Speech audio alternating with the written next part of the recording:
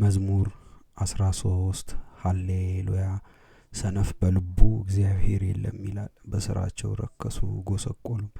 በጎ ስራን የሚሰራት የለም አንድስ እንኳ የለም። እግዚአብሔር ከሰማይ የሰው ልጆችን ተመለከተ። እግዚአብሔርን የሚፈልግ ብልህ ሰው እንዳለ ያይ ዘንድ ሁሉ ተተካከለ፣ ተባብሮም በደለ። በጎ ስራን የሚሰራት የለም አንድስ እንኳ የለም። ጉሮሯቸው እንደ ተከፈተ መቃብር ነው፣ በምላሳቸው ሸነገሉ። ከከንፈራቸው በታች የእባብ መርዝ አለ።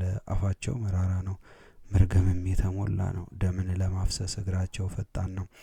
በመንገዳቸው ጥፋትና ጉስቁልና አለ፣ የሰላምን መንገድ አያውቋትምና። እግዚአብሔርን መፍራት በዓይናቸው ፊት የለም።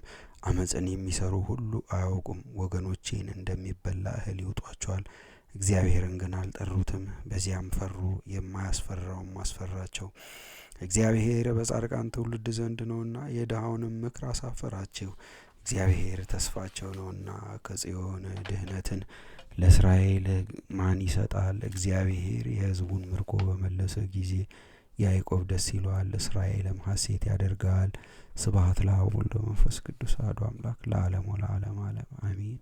መዝሙረ ክርስቶስ። ከሃዲ ሰናክሬም አንደበቱን ከፍቶ ሕዝቅያስን የሚያድነው የለም አለ። እርሱን አስፈርተ ያጠፋው ክርስቶስ ሆይ ጥለነዋልና፣ እስኪ የታመነው ረዳት የሆነው የሚሉኝ ጠላቶቼን አጥፋልኝ። መዝሙረ ድንግል። ሰነፍ እግዚአብሔር የለም ይላል። በአንቺ ላይ የጥርጥርና የክህደት ነገርን የሚናገር ሸክም ለከበደው የምታቃልለት ድንግል ማርያም ሆይ ይህማ እግዚአብሔር አንድ ጊዜ ባርኮታልና ለቸርነትሽ ገናንነት ዘወትር ምስጋናን ያቀርባል።